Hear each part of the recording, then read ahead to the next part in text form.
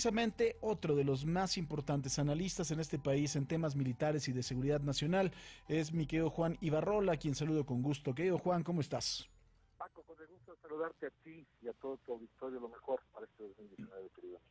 Igualmente, te mando un abrazo con mucho cariño. Cuéntanos un poquito, ¿qué es esto de la Guardia Nacional? ¿Cómo se crearía en México? ¿Cuál es la propuesta real, lejos de que la militarización, etcétera, todo ese tipo de cosas que se están poniendo sobre la mesa? Este es un proyecto de respuesta a las necesidades de seguridad intermedia que tiene el país.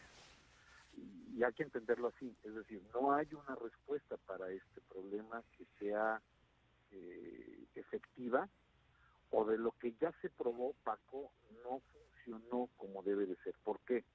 Porque aún y a pesar de que hemos tenido Fuerzas Armadas los últimos 18 años en las calles haciendo labor de seguridad pública, existe un componente donde se recuperan espacios y al final de cuentas se vuelven a perder en la parte civil.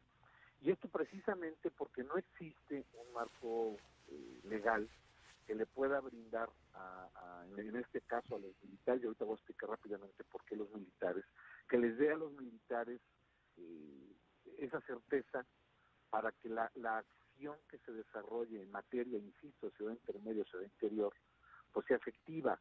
Alguien dirá, oye Juan, pues ya estaba la Policía Federal para ello, pues ¿por qué no se fortaleció la Policía Federal?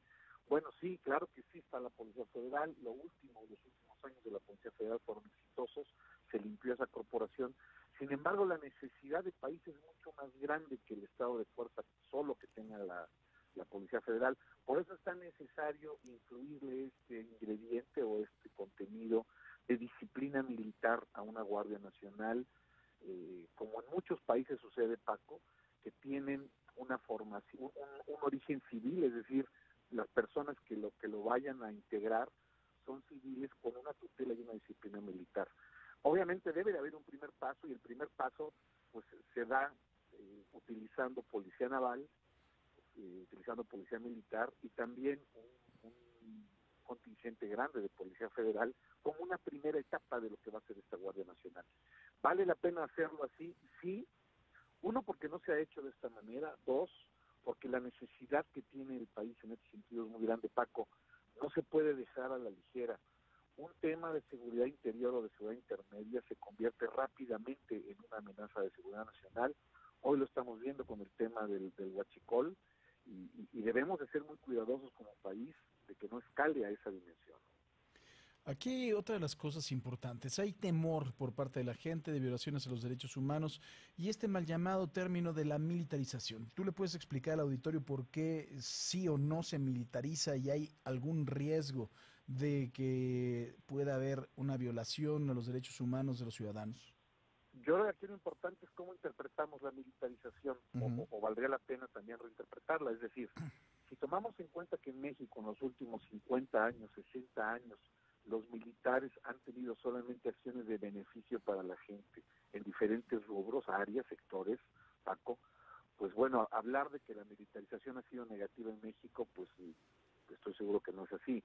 Nada más te pongo el ejemplo de la protección civil, la atención a la ciudadanía en casos de desastre, pues también está militarizada, Paco, porque es el plan DN3 y el plan Marina los que dan respuesta. Ujú. No es protección civil, no es la Secretaría de Gobernación, y hoy menos, hoy ya no existe ni siquiera recursos para el Fonden, Paco. Hoy se tiene esa respuesta militar. Lo mismo sucede con campañas de salud, lo mismo sucede con campañas de reforestación.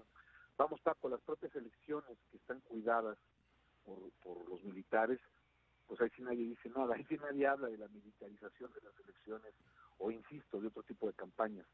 Los militares no tienen necesidad de tener un poder diferente al que tienen, porque al final de cuentas su doctrina, su adiestramiento, no está diseñado para ello. Alguien dirá, no Juan, pero en el momento en que se les dé el poder, o en el momento en que se les dé ciertas libertades, lo van a tener. Pues Paco, no es así, no es el objetivo de lo que está buscando ni el Ejército, ni la Marina, ni la Fuerza Aérea. Al contrario, los estados de excepción en este país los provocan la delincuencia. O sea, es decir, en cuántas ciudades de este país no se puede ya salir a cierta hora, o en cuántos lugares, en cuántos pueblos, pues, simple y sencillamente porque la delincuencia no permite que haya una tranquilidad, una cotidianidad ciudadana. No son los militares los que han hecho eso, y no son los militares los que van a buscar cómo hacerse de ese poder.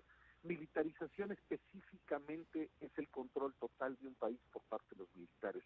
Es decir, desde el propio presidente de la República, que es un militar, todos los secretarios de Estado, todas las dependencias gubernamentales, la acción, por ejemplo, en este caso petrolera, eléctrica, energética, manufacturera, en manos de militares, y ese es un escenario que México está completamente lejos de que suceda, aún y a pesar de que se insista ahorita con el tema de Guardia Nacional. Yo pondría en perspectiva la inquietud, Paco. Sigue siendo el Ejército, sigue siendo la Marina, las instituciones de mayor nivel de confianza entre la gente. Claro. No hay manifestaciones masivas, Paco, no. Los hoteleros de Acapulco no están diciendo que se regresen los soldados a los cuarteles, los pescadores de Veracruz, los mineros de Zacatecas, los estudiantes del Nuevo León. No son esas manifestaciones masivas, Paco, amas de casa diciéndole al soldado, váyanse, al contrario, no se vayan. Los propios gobernadores, los propios alcaldes no quieren que se vayan los militares de esta acción que están haciendo. Claro. ¿Tiene que convertirse en una Guardia Nacional? Sí, porque no debe de ser una acción específicamente militar, que eso es lo que buscaría la Guardia Nacional. Que además de todo, digo, finalmente, cuando estás hablando de militarizar, también tiene que pasar por una aprobación legislativa, por una determinación también en donde pueda haber un peligro de invasión, un peligro también de guerra, y es otro supuesto totalmente, ¿no? Completamente. En México no han existido, y los historiadores me confirmarán, en México no han existido, por lo menos en los últimos 118 años, Paco, un golpe de Estado en este país. Ni siquiera lo de Victoriano Huerta fue un golpe de Estado. Es decir, no son los militares tomando el poder, insisto, tomando el poder completo, quitando un presidente y llegando un general a gobernar, como sucedió en Centroamérica y Sudamérica en los años 70 y 80. En México eso nunca ha pasado, ¿eh? Tenemos militares profesionales, tenemos militares entregados al país, tenemos militares que son leales institucionalmente y sobre todo, Paco, que se han manejado en la mayor legalidad que han podido hacer. Cuando ha habido excesos, pues los han castigado y ahí están los resultados. Insisto en los resultados, Paco, de beneficio para la gente. Pues querido Juan Ibarrol, analista político especializado en temas de seguridad nacional y también de Fuerzas Armadas, te agradezco mucho, como siempre, Juan, tu generosidad. Fuerte abrazo para ti y para todo tu auditorio. Igualmente.